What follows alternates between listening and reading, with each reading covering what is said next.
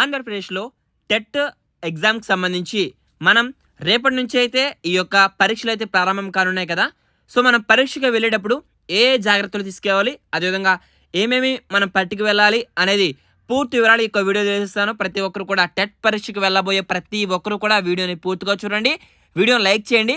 అదే విధముగా ఏ రోజుకు ఆ రోజు ఏ సెషన్కి ఆ సెషన్ అడిగే ప్రశ్నలు కూడా మీరు ఏ ప్రశ్నలు అడుగుతున్నారని తెలుసుకోవాలనుకుంటే మీకు మన యూట్యూబ్ ఛానల్లో మొట్టమొదటిగా పోస్ట్ అయితే చేస్తాను. సో ఏ సెషన్కి ఆ సెషన్కి అడిగిన క్వశ్చన్లన్నీ కూడా.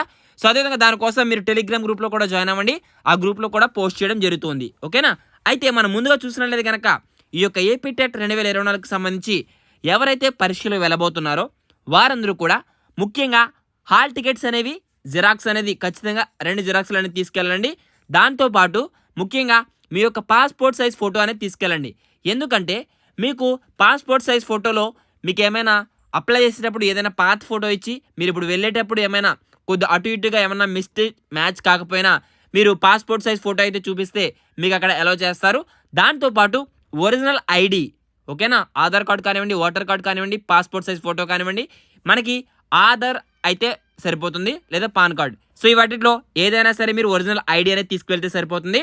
సో హాల్ టికెట్ అనేది ఆ రోజు డౌన్లోడ్ చేసుకుందాంలే ఎగ్జామ్ ముందు రోజు అన్నట్టుగా చూసుకోకుండా ముందుగానే డౌన్లోడ్ చేసుకోండి. అదేవిధంగా ఎగ్జామ్ సెంటర్కి అయితే మీరు 1 గంటన్నర ముందే వెళ్ళిపోండి, ఓకేనా.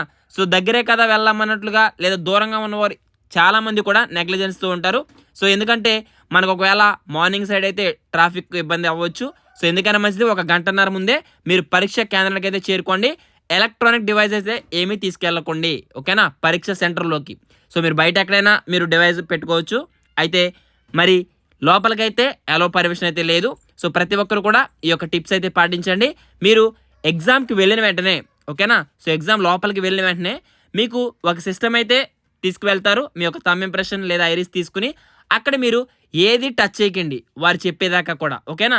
సో ఒకవేళ మీరు పొరపాటున టచ్ చేసినా ఏం చేసినా సరే అక్కడ సిస్టమ్ అయితే మీకు కొంచెం ఇబ్బంది పెడుతుంది. సో మీరు వారు చెప్పిందే చేయండి, ఓకేనా. సో ఈ విధంగా మీరు టెట్ ఎగ్జామ్కి వెళ్ళబోయే ప్రతి ఒక్కరు కూడా అందరికీ కూడా మన ఛానల్ తరపున all the best for every one. So మరొక ఇన్ఫర్మేటివ్ అప్డేట్తో అందరూ కలుసుకుందాం. Thanks for watching. Have a nice day.